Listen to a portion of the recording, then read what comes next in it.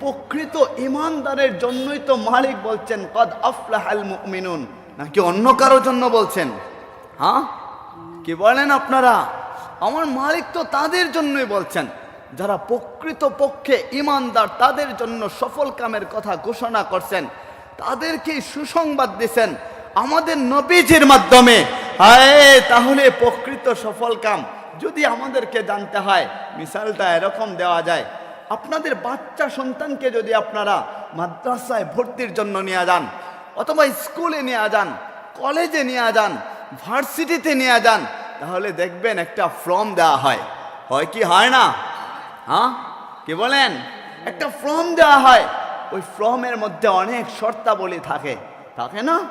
ওই শর্তাবলী যেমন মাদ্রাসার নিয়ম কানুন, উস্তাদের প্রতি তাজিম রেখে চলতে হবে, 5 ওয়াক্ত নামাজ ইস্তেকামতের সাথে আদায় করতে হবে, আকিমিস সালাহ আবার কায়েম করতে হবে, ছাত্র ভাইকে সঙ্গে নিয়ে আবার যাইতে হবে। ইদা সলুহাত সলুহাত সাহিবাল আমাল, আপনার জীবনের সাথে পুরা জিন্দেগির সাথে নামাজকে সেট আপ করতে হবে। মাদ্রাসার দর্শের সময় কখনো বের হওয়া যাবে না। এই সমগ্র নিয়ম কানুন যদি কেউ মেনে চলে, মাদ্রাসায় চলাফেরা করে, তাহলে বলেন আসাতিজায়ে কেরাম যারা থাকবেন ওনারাই তো এই ছাত্রকে বলবেন সে হচ্ছে আদর্শবান ছাত্র। আর যদি মাদ্রাসায় ভর্তি হওয়ার পরে ফর্মটা ফিল আপ করলেও তো ছাত্র হওয়া যায়, তাই না? ফর্ম ফিল আপ করার পরেও ছাত্র হওয়া যায়, কিন্তু আদর্শবান ছাত্র হইতে হলে আপনাকে ফর্মের সমগ্র নিয়ম কানুন মাইনা চলতে হবে। অক্ষরে অক্ষরে যখন আপনি পালন করবেন, উস্তাদের নজরে আসবেন, ওই ছাত্রটা তো অনেক ভালো, উস্তাদের প্রতি তাজিম তার ভালো, বাড়িতে গেলেও কথা মতো দরখাস্ত অনুযায়ী চলে আসে। যখন কলেজের একটা ছাত্র ফর্ম ফিল আপ করার পরে শিক্ষক শিক্ষিকার প্রতি শ্রদ্ধা রাখবে, নিয়ম কানুন মেনে চলবে, কলেজ থেকেও তখন তাকে ঘোষণা করা হবে সে হচ্ছে আদর্শবান ছাত্র। যদি স্কুলের ছাত্র এরকম হয়, স্কুল থেকে তাকে ঘোষণা করা হবে সে হচ্ছে আদর্শবান ছাত্র। আর ফর্ম ফিল আপ করার পরে যদি একটা নিয়ম মানে আরেকটা না মানে, একটা কথা শুনে আরেকটা কথা না শুনে, তবুও তো সে মাদ্রাসা স্কুল কলেজ ভার্সিটির ছাত্র থেকে যায়, কিন্তু তাকে কি আদর্শবান ছাত্র বলা যায় নাকি? বলেন, বলা যায়? তো ইসলামের ব্যাপারে, মুমিনের ব্যাপারে ওই মিসালটা ওই রকমই দেওয়া যায়। আপনি কালেমা পড়ছেন, আমাদের নবীজির উপর একটা কালেমা দেওয়া হয়েছে, কত দামি কালেমা, যে কালেমা জান্নাতের 8টা দরজা আছে, 8টা দরজা, ওই 8টা দরজার প্রত্যেক দরজার উপরে দেওয়া আছে। ওই দরজা দিয়ে যে নবী প্রবেশ করেন না কেন, যে নবীর উম্মত প্রবেশ করেন না কেন, সকলেই পড়তে হবে ওই কালেমাটা। কত কালেমা তো আল্লাহ দিয়েছেন। আমাদের আদম নবীকে একটা কালেমা দিচ্ছেন, লা ইলাহা ইল্লাল্লাহ, আদম সফিউল্লাহ, লা ইলাহা ইল্লাল্লাহ, নূহুন নাজিহুল্লাহ। আবার কেউ বলছেন লা ইলাহা ইল্লাল্লাহ, নূহুন নবিয়ুল্লাহ, লা ইলাহা ইল্লাল্লাহ, ইব্রাহিম খলিলুল্লাহ, লা ইলাহা ইল্লাল্লাহ, ইসমাইল জাবিহুল্লাহ, লা ইলাহা ইল্লাল্লাহ, মুসা কালিমুল্লাহ, লা ইলাহা ইল্লাল্লাহ, ঈসা রূহুল্লাহ। হায় হায়, আমাদের নবীজিকে আল্লাহ এত ভালোবাসেন বলে শুনেন, প্রত্যেকের কালেমার সাথে আলাদা আলাদা ভাবে আমি একত্রিত কইরা রাখছি, কিন্তু তোমাকে আমি নিজে মাহবুব বানাইছি, নিজে পছন্দ করছি। কালেমাটা কেমন দিছেন? বলে লা ইলাহা ইল্লাল্লাহ মুহাম্মাদুর রাসূলুল্লাহ। চিৎকার দিয়ে বলুন না সাল্লাল্লাহু আলাইহি ওয়াসাল্লাম। ওই সাল্লাল্লাহু আলাইহি ওয়াসাল্লাম আমাদের নবীজির কালেমা পড়বে তো কদ আফলাহাল মুমিনুন, আল্লাহ মুমিনদেরকে সফল করছেন। এই নবীর উপর আল্লাহ ইসলাম ধর্মকে অবতীর্ণ করছেন, মুসলমান হিসাবে আপনাকে আমাকে নাম দিয়েছেন। কতটুকু ভালোবাসা আল্লাহ নাম দিয়েছেন, আমি ওইদিকে যাচ্ছি না, অনেক সময় নষ্ট হয়ে যাবে। সংক্ষেপে আপনাদেরকে বোঝানোর চেষ্টা করছি। তো মুসলমান বানাইছেন, মিসালটা এরকম, আপনি কোরআনুল হাকিমের প্রত্যেকটা নিয়ম কানুন, আল্লাহর প্রত্যেকটা আইনগুলা, আদেশগুলা, নিষেধগুলা যখন আপনার জীবনের সাথে পরিপূর্ণ পা থেকে মাথা পর্যন্ত, মাথা থেকে পা পর্যন্ত আল্লাহর রাসূলের সিরত অনুযায়ী এই কোরআনুল হাকিমের আইন অনুযায়ী যখন সেট আপ কইরা নেবেন, তখন আপনিও হবেন প্রকৃত মুসলমান। আর আপনার জন্যই ঘোষণা সূরাতুল মুমিনুনের 1 নম্বর আয়াত, কদ আফলাহাল মুমিনুন। আল্লাহ মুমিনদেরকে সফল কাম বানাইছেন। তা আপনি প্রকৃত মুসলমান হইতে হইলে মন চাইলে নামাজ পড়লেন, আবার মন চাইলো নামাজ বাদ দিয়া দিলেন, আপনি প্রকৃত মুসলমান হতে পারেন নাই। যদি প্রকৃত মুসলমান হতে হন তো আপনি 5 ওয়াক্ত নামাজ অক্ত মতো আদায় করতেই হবে, তাইলে আপনি থাকবেন প্রকৃত মুসলমান। আমানতের খেয়ানত করা যাবে না, গুনার কাজ করা যাবে না, অন্যায় করা যাবে না। গুনাহ হয়ে গেছে সাথে সাথে মাফ করবেন, কেননা ওই মালিকই তো বলছেন ইউহিব্বুত তাওয়াবিনা ওয়া ইউহিব্বুল মুতাতাহিরিন। এই মুমিন বান্দা যখন পবিত্র হইয়া তওবা করবে, উপরের দিকে যখন হাত দুইটা তুইলা দিবে, নিচের দিকটা আল্লাহ খালি রাখছেন, বলে সেজদায় কপালটা ভিজায় দিবে। ওই কপালের মধ্যে চোখের পানি থাকবে, পানি ঝরায় জমিনে পড়বে। চোখের পানি ঝরাইতে দেরি ওই মালিকের দরবারে মালিক চিৎকার দিয়ে আদর কইরা ডাক দেয়া, বলে তোর চোখের পানি জমিনে পড়লো, শুন ওই জাহান্নাম যদি তোর নামে ওয়াজিব হয়ে যায়, চোখের পানি 1 ফোঁটা ওই জাহান্নামে নিক্ষেপ করতে দেরি হবে। কসম খোদার করে বলি, ঈমান নিয়ে যদি আপনি কবরে যাইতে পারেন, প্রকৃত সফল কাম হয়ে যদি কবরে যাইতে পারেন, 1 ফোঁটা চোখের পানি জাহান্নামের আগুনকে ইনশাআল্লাহ নিভায় দেবে। তো প্রকৃত মুমিন হইতে হলে আল্লাহর আইন কানুন আপনাকে মেনে চলতেই হবে। যদি পরিপূর্ণ মেনে চলেন তখনই আপনি হবেন প্রকৃত মুমিন। আর অর্ধেক মানলেন না, আপনি হবেন নামধারী মুসলমান। কেননা মালিক তো ওই কোরআনুল হাকিমের আরেক আয়াতে বলছেন, ইয়া আইয়ুহাল্লাযীনা আমানুত্তাকুল্লাহা হাক্কা তুকাতিহি ওয়া লা তামুতুন্না ইল্লা ওয়া আনতুম মুসলিমুন। আমাদেরকে ডাইকা বলতেছেন, তোমরা প্রকৃত পক্ষে আল্লাহকে ভয় করার মতো ভয় করো। সাবধান। তাহলে কি সাবধান? বলে শুনো, ওই কবরে তোমরা ততক্ষণ যায় না যতক্ষণ পর্যন্ত না তোমরা প্রকৃত মুসলমান হতে না পারো। প্রকৃত মুসলমান না হইয়া আল্লাহ কবরে যাইতে নিষেধ করেছেন। তাইলে বলেন প্রকৃত মুসলমানের দাম আছে না নাই?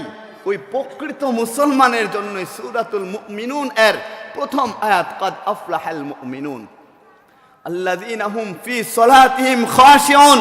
যারা নামাজের মধ্যে বিনয় রাখবে, নম্রতা রাখবে, ভদ্রতা রাখবে। আপনি নামাজে দাঁড়ায় গেছেন, আপনি কার সামনে দাঁড়াইছেন এটা মাথায় রাখতে হবে। যখন মালিকের সামনে আপনি দাঁড়ায় যাবেন, বলে কেমন মালিক? ওই এমন মালিক আল্লাযী খালাকাকা মিন মাইন মাহিন, যিনি আপনাকে 1 ফোঁটা নাপাক পানি থেকে বানাইছে। বলে এমন মালিক যিনি পুরা আলমের বাদশা। আলহামদুলিল্লাহি রাব্বিল আলামিন।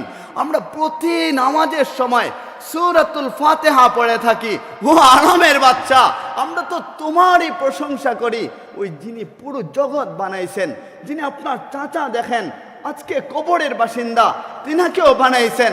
আপনার দাদা দেখেন কবর কোথায় ওইটাও ভুলে গেছেন, তিনাকেও যিনি বানাইছেন, যিনি আপনার নবীকে বানাইছেন, যিনি পূর্বেকার আম্বিয়া কেরামদেরকে বানাইছেন, যিনি আকাশ থেকে 4খানা বড় বড় কিতাব নাজিল করেছেন, যিনি পাহাড় দেখেন তো তাও তিনি বানাইছেন, জমিন দেখেন তো তাও তিনি বানাইছেন, আকাশ দেখেন তো তাও তিনি বানাইছেন।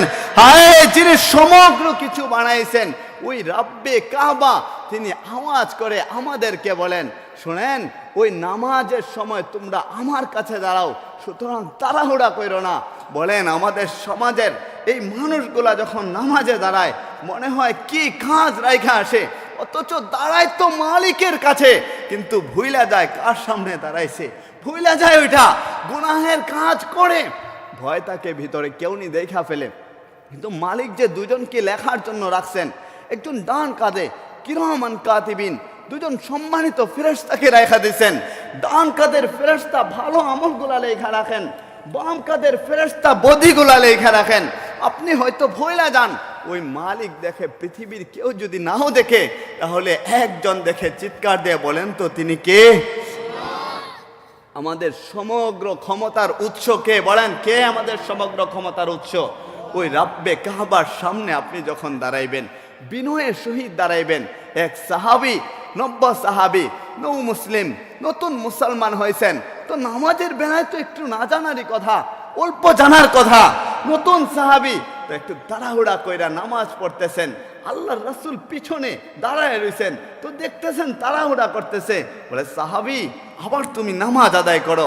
ওই সাহাবি আল্লাহর রাসূল বলছেন আবার নামাজে দাঁড়ায় গেছেন, নামাজ পড়ছেন।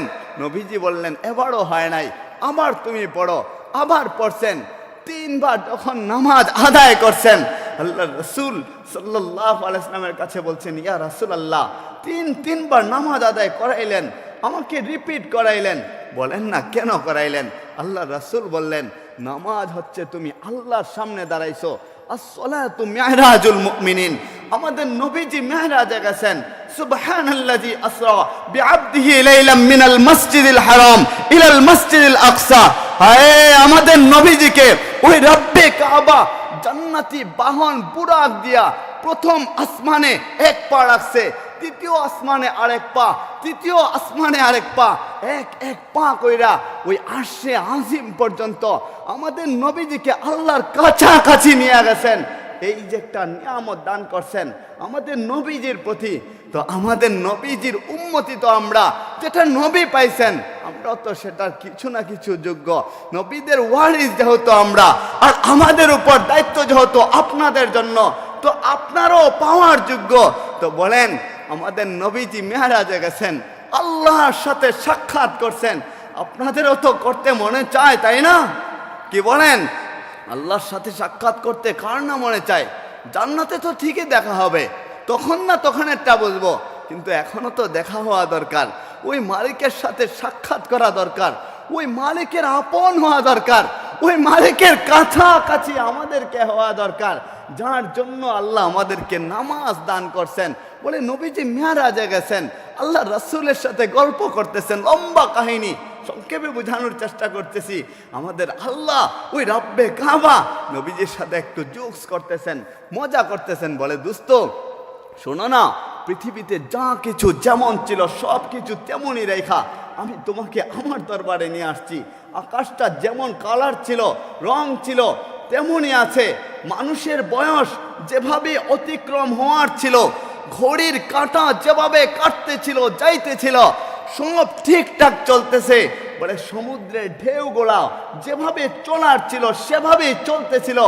পাহাড় যেমন করে দাঁড়িয়েছিল তেমনই দাঁড়িয়ে আছে। মানুষ যেভাবে হাঁটতেছিল তেমনই আমি রাইখা দিছি। মানুষের বয়সটাকেও স্থির রেখা দিছি। এটার গভীরতা আমি জানি না বোঝাতে পারতেছি কিনা। তেমনি সব কিছু আল্লাহ স্থির রেখা দিছেন। এসব স্থির রেখা কয়েকদিন অতিক্রম হয়ে গেছে, মানুষ বুঝে না এক সময় এক সেকেন্ডও এদিক ওদিক হয়েছে কিনা। তোমাকে নিয়ে আসলাম আমার দরবারে, বলো না কি হাদিয়া নিয়ে আসছো আমার জন্য, আমাকে হাদিয়া দেও। আল্লাহ নিজে বলতেছেন আমাদের নবীজির কাছে, কি হাদিয়া নিয়ে আসছো, আমাকে হাদিয়া দেও। নবীজি নিচের দিকে মাথাটা তাকায় রয়েছেন, একটু লজ্জা পাইছেন। তো আমার মালিক তো আমাদের নবীজিকে বন্ধু বানাইছেন। বলে কেমন বন্ধু? মুসা আলাইহিস সালামের মতো পয়গম্বর, বনি ইসরাইলের নবী, যিনি ইব্রাহিম আলাইহিস সালামের মতো পয়গম্বর, তিনিও আল্লাহর কাছে বলছিলেন মাবুদ আমার তো মন চায় আমি আপনাকে বন্ধু বানাবো, যদি আপনি কবুল করেন। মালিক বলে তাকাব্বালতু, তোমার আবদারকে আমি কবুল কইরা নিলাম।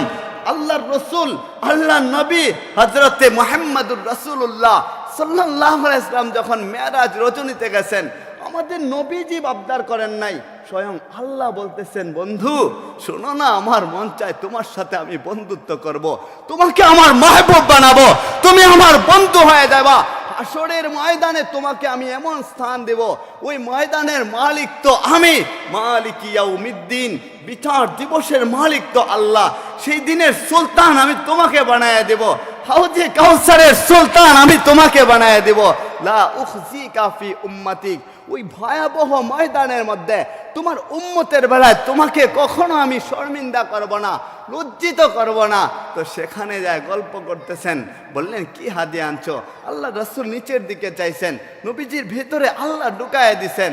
নবীজি বলতেছেন ও রব্বে কাবা, আমার জিহ্বাটা আমি আপনাকে দান করলাম। বলেন না আল্লাহু আকবার। আল্লাহ বলে সবই তো দিয়া দিলা, ইন্নী ওয়াজ্জাহতু ওয়াজহিয়া লিল্লাযী ফাতারাস সামাওয়াতি ওয়াল আরদা হানিফা ওয়া মা আনা মিনাল মুশরিকিন।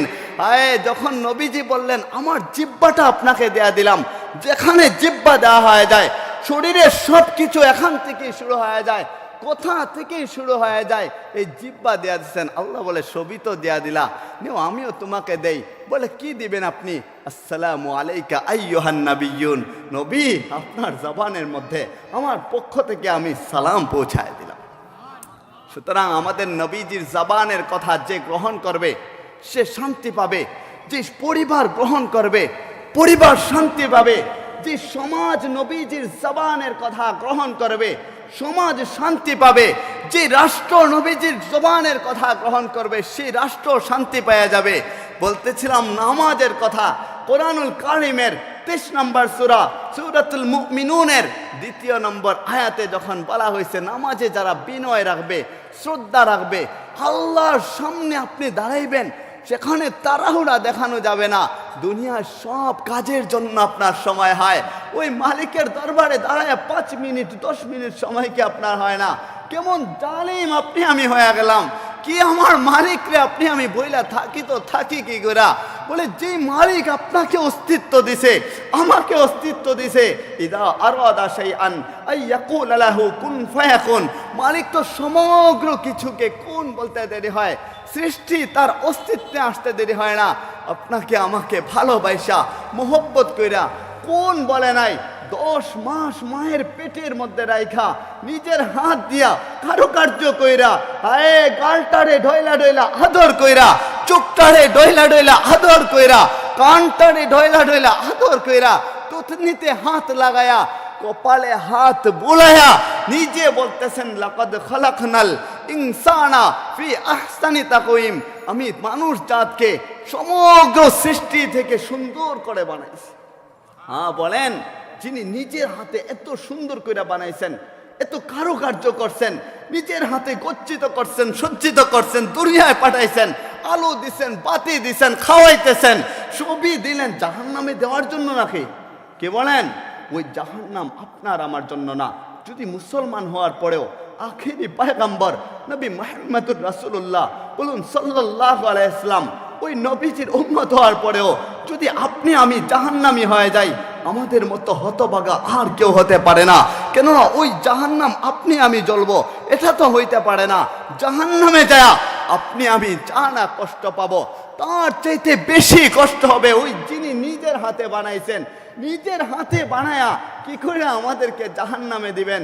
আপনার সন্তান যদি অসুস্থ হয়ে যায়, একটা মিসাল দিচ্ছি, ছোট্ট একটা মিসাল, সামান্য অসুস্থ হয়েছে, কথা বলে না, চোখটাকে একটু বন্ধ রাখছে, আপনার সন্তানের জানা কষ্ট হইবে, তার চাইতে বেশি পেরেশানি আপনার হয়ে যায়, আপনার ভিতরে ভিতরে কষ্ট হয়, আমার আদরের সন্তানটার কি হয়ে গেছে। মালিক বলে সন্তানের ভালোবাসা তোর প্রতি, তোর ভালোবাসা সন্তানের প্রতি পুরা আলমের ভালোবাসা আমি মাত্র 1 ভাগ দিছি, 100 ভাগ থেকে 99 ভাগ আল্লাহ নিজের কাছে রাখছেন। যিনি এতটুকু আমাদেরকে ভালোবাসেন, তিনি কি আমাদেরকে জাহান্নামে দিতে চান নাকি? হ্যাঁ, ওই জাহান্নাম আপনার আমার জন্য বানান নাই, কেননা আমাদের ঠিকানা তো ওই জান্নাত। আদম আলাইহিস সালাম জান্নাত থেকে যাত্রা শুরু করছেন, আবার তিনি ওই জান্নাতে ফিরে যাবেন। আপনি আমিও ক্ষণস্থায়ী জীবনে আসছি, আবার জান্নাতে ফিরে যাব। ওইটাই আমাদের আসল ঠিকানা, ওইটাই আমাদের আসল বাড়ি। দেখেন, চিন্তা করে আপনি যদি প্রবাসে যান, চিন্তা করেন যে কিছুটা টাকা জমায়া বাড়িতে যায় একটা ঘর করব, বাবা মা কি নিয়ে সঙ্গে নিয়ে থাকবো। আপনি ওইটা বলেন না যে আমি সেখানেই ঘর বানাবো, এখানে প্রতিষ্ঠিত হয়ে যাব। আপনি চান আসল বাড়িতে যাইতে, ক্ষণস্থায়ী একটা সময়ের জন্য গেলেন। দুনিয়াটাও ইমতিহানের জায়গা, ক্ষণস্থায়ী সামান্য একটা জায়গা। এখানে আপনারা থাকার জন্য আসেন নাই, ওই মালিকের দরবারে চইলা যাইতে হইবে। আসল ঠিকানা, আসল বাড়িতে আমাদেরকে চইলা যাইতে হবে, মালিকের দরবারে ঠিকই যাব। মিনহা খালাকনাকুম ওয়া ফিহা নুঈদুকুম ওয়া মিনহা নুখরিজুকুম তারাতান উখরা। আরেক পরের আয়াতে আল্লাহ বলতেছেন ওয়াল্লাযীনা হুম লিস-সাকাতি ফাইলুন, বলে যারা যাকাত আদায়ের বেলায় সক্রিয় আছে। যাকাত তো দেন, আপনারা দেন কি দেন না? এই বানিয়াচংয়ের মানুষ তো আল্লাহ তাদেরকে কতটুকু মেহেরবানি করছেন। বড় হুজুরের এলাকা এটা, বলেন না আল্লাহু আকবার। বড় হুজুরকে তো চিনেন আপনারা, আল্লাহ যেন ওনার হায়াতে বারাকা দান করেন। ফজলুর রহমান খান বানিয়াচঙ্গী হুজুর, ওনার এলাকার মানুষ আপনারা। এই পাড়ায় পাড়ায় মহল্লায় মহল্লায় এই বানিয়াচঙ্গে ওয়াজ মাহফিলের আয়োজন করা হয়। আমি তো যখন আসলাম রাস্তা দিয়ে আমি বলি শুনতেছিলাম, আমার ড্রাইভার সাহেবও উনি বলতেছিলেন বানিয়াচঙ্গের মানুষ ইসলামপন্থী মানুষ, ওনারা নাকি ইসলাম বুঝে। ফজরের নামাজের সময়ও নাকি যেমন যুবক যেমন বৃদ্ধ তেমন ছোট বাচ্চারা, জানি না কতটুকু হয়েছে, আমি ফজরের নামাজ কখনো পড়ি নাই, যা শুনলাম তা বলতেছি, সবাই নাকি ফজরের নামাজও হয়। আমি অনেক এলাকায় দেখেছি ফজরের নামাজে 2-4 জন ছাড়া আর কেউ হয় না। তো ধার্মিক পন্থী আপনারা মানুষ, জাকাতের বেলায় আশা করি সক্রিয় আপনারা আছেন। যারা জাকাতের বেলায় সক্রিয়, মানে একবার দিলেন শেষ না, আপনি নিয়মিত জাকাত আদায় করেন, তখন মালিক আপনার জন্য ঘোষণা করেন কদ আফলাহাল মুমিনুন। ওই যে আপনি জাকাত দিলেন, জাকাতের বেলায় সক্রিয় থাকলেন, তার কারণে মালিক আপনার বেলায় সুসংবাদ দিছে। আবার বলতেছেন ওয়াবাশশিরিল্লাযীনা আমানু, আবার বলতেছেন ইন্নাল্লাযীনা আমানু ওয়া আমিলুস সালিহাতি কানাত লাহুম জান্নাতুল ফিরদাউসি নুজুলা। ওই মালিক তো আমাদেরকে বারবার সুসংবাদ দিতে থাকে, আমাদেরকে ভালোবাসে, আমাদেরকে কাছে টেনে নিয়ে যেতে চায়। ওই মালিক থেকে দূরে থাকার নাম হচ্ছে বোকামি। মালিকের কাছাকাছি যে থাকবে, ওয়াল্লাযীনা আমানু ওয়া আমিলুস সালিহাতি কানাত লাহুম জান্নাতুল ফিরদাউসি নুজুলা। মালিকের কাছাকাছি থাকবেন। মালিক বলে তুই আমার কাছাকাছি হয়ে গেলি। ফেরেশতাদেরকে বলে ওরা আমার কাছাকাছি কেন আসতে চায়? মালিক তাকায় দেখেন না, জীবনটা ভুল ভ্রান্তির মধ্যে কাইটা যায়। আউয়ালুন নাস আউয়ালুন নাসিন, প্রথম মানুষই তো ভুলকারী ছিল, ওরাও ভুল করছে, আজকে আপনার দরবারে ক্ষমা চায়, আপনি ক্ষমা করে দেন না। মালিক বলে তোমরা সাক্ষী থাকো, যে বান্দারা আমার কাছে ক্ষমা চাইতেছে, যে বান্দারা আমার হয়ে কাজ করতেছে, সমগ্র বান্দাদেরকে আমি আল্লাহ নিজে মাফির ঘোষণা কইরা দিলাম। তো জাকাতের বেলায় সক্রিয় থাকবেন। বলে কেমন সক্রিয়? আমি কাউকে উদ্দেশ্য করে একটা কথা বলতেছি, এখন ওইটা বলবো না, কাউকে উদ্দেশ্য করব না। আপনি জাকাত দেওয়ার যোগ্য হয়েছেন, মালিক যোগ্য বানাইছেন, কয়েকটা কাপড় কিনা মানুষদেরকে দেখানোর জন্য ওই বৃদ্ধা মা বোনদেরকে একত্রিত কইরা লাইন ধরে আপনি জাকাত দিবেন। কসম খোদার করে বলি, যারা এই সমস্ত কাজ করবে এরা ইসলামের সাথে ধোঁকাবাজি করতেছে, কোরআনের সাথে ধোঁকাবাজি করতেছে, আল্লাহর রাসূলের সাথে ধোঁকাবাজি করতেছে, এরা জালিম। আল্লাহ যদি এদেরকে মাফ না করে এদের জন্য জান্নাত কখনো থাকবে না। আল্লাহ যদি এদেরকে ক্ষমা না করেন এরা জান্নাতে হতে পারবে না। মুসলমান হয়ে গেলে জান্নাতে যাবে, কিন্তু শাস্তি তাদের ঠিকই পাইতে হবে। ওইটা জাকাত দেওয়া না, ওই যে লাইন দড়ায় দড়ায়া মানুষ দেখানোর জন্য যেই কাজ হবে, আরে মানুষদেরকে তো আঘাত করা হয়, লাইন ধরায়। নেটেতে একটা ভিডিও আমি দেখেছিলাম গত 2-1 বছর আগে হয়তো হবে, আপনারাও হয়তো দেখেছেন, যে জাকাতের কাপড় দিতেছে। আমার একজন মা সামনে সকলের আগে চলে আসছিল যে বাবা আমাকে একটু দেন না। তো ওই জাকাতের কাপড়টা হাতে নিয়ে, যিনি জাকাতের কাপড় দিতেছিলেন উনি হাতে নিয়ে ওনার মাথার মধ্যে আঘাত করেছেন। কত বড় নালায়েক হইলে ওইরকম কাজটা করতে পারে?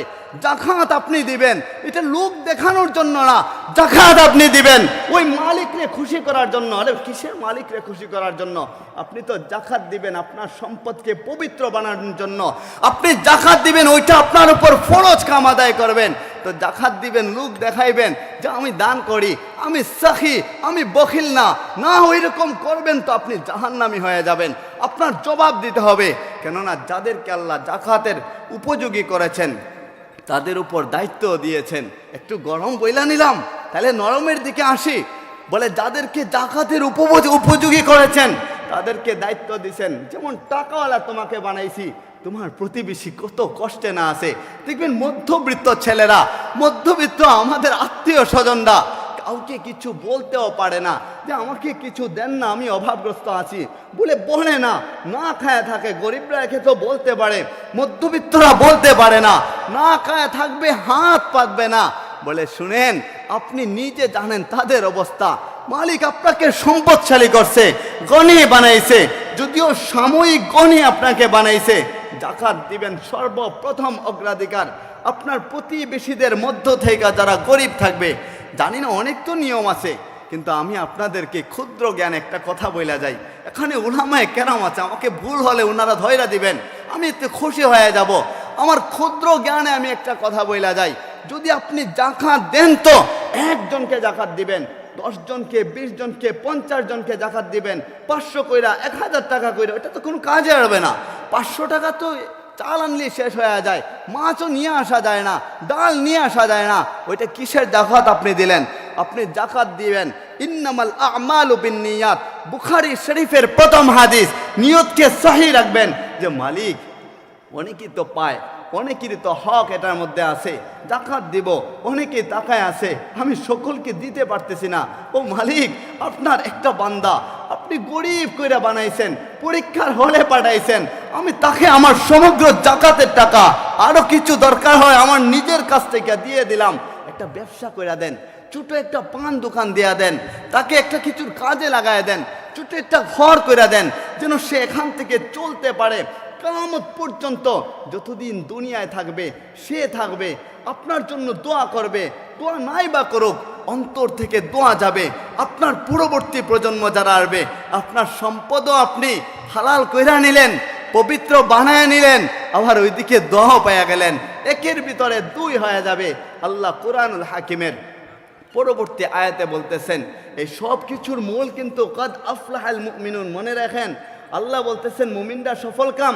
ওই সমস্ত কাজ যদি আপনি করেন, যদি নামাজে আপনি বিনয়ী হন, কাদ আফলাহাল মুমিনুন, যদি জাকাতে সক্রিয় হন, কাদ আফলাহাল মুমিনুন আল্লাযীনা হুম আনিল লাগwi মুরিদুন। বলে শুনেন, যদি আপনি অযথা কথাবার্তা, অযথা আড্ডা ও প্রয়োজনীয় জিনিসপত্র থেকে বিরত থাকতে পারেন, তাহলে মালিক বলে কাদ আফলাহাল মুমিনুন ওয়াল্লাযীনা হুম লিফুরুজিহিম হাফিজুন, যারা নিজেদের যৌনাঙ্গ হেফাজত করতে পারবে, লজ্জাস্থানকে হেফাজত করতে পারবে।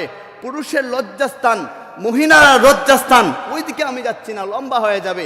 এমনিতেই মনে হয় সময় শেষ হয়ে যাচ্ছে, নাকি শেষ করে দিব? সময় আছে না? তো যারা নিজেদের লজ্জাস্থানকে হেফাজত করবে, ওইটা তো হেফাজত করা ফরজ। পুরুষের জন্য যেমন ফরজ, মহিলার জন্য যেমন ফরজ, মহিলার জন্য যেমন পর্দা, পুরুষের জন্য কিন্তু তেমনই পর্দা। আমরা তো মনে করি মহিলারা পর্দা করবে পুরুষদের সাথে, আমি পর্দা করব না, এটাও একটা ধোঁকাবাজি, এটাও আল্লাহকে ধোঁকা দেওয়ার মতো। যদিও ইউখাদিউনাল্লাহা ওয়াল্লাযীনা আমানু ওয়ামা ইয়াখদাউনা ইল্লা আনফুসাহুম, যদিও এটা কাফেরদের বেলায় আয়াতটা হয়েছে, কিন্তু আমি বলি আল্লাহর এক একটা আয়াতের গভীরতা বোঝা পৃথিবীর কারো পক্ষে সম্ভব হবে না। যত তাফসীর আপনি করেন না কেন, যত হাদিস বিশারদ আপনি হন না কেন, প্রতিটা আয়াতের ভিতরে আল্লাহ ব্যাখ্যা দিয়ে রাখছেন, ওইটা কেউ বুঝবে না, ওইটা সম্ভব হবে না। তবে ওইটা মুসলমানের জন্য হয়। কিছু কিছু মুসলমান আমাদেরকে ধোঁকা দেয়, কিছু কিছু নামদারি মুসলমান যারা নিজেকে বলে আমি মুসলিম, কিন্তু মুসলমানদেরকে ধোঁকা দেয়, ওরা আল্লাহকেও ধোঁকা দেয়। ওইটা তো এমন হয়ে গেল, যেমন দাউদ আলাইহিস সালামের জামানায় যখন শনিবারে উনি তেলাওয়াত করতেন, তেলাওয়াত শুই না, মাছগুলো যখন সমুদ্রের কিনারে আসতো, আল্লাহ নিষেধ করছেন ওই দিন মাছ ধরা যাবে না। তো ওরা বলে কি, প্রতারকরা বলে কি, ওই দিন মাছ ধরবো না, ওই দিন আটকায় রাখবো, পরের দিন যায় বলবো। মালিক বলে তুই তো বিজ্ঞানী হয়ে গেলি, তুই তো মহাবিজ্ঞানী হয়ে গেলি। মালিক তাদেরকে বানর হিসাবে রূপান্তরিত করছেন। ইসলামে চালাকিতি চলবে না। আপনি কার সাথে চালাকি করবেন? আপনি মালিকের সাথে চালাকিতি করবেন?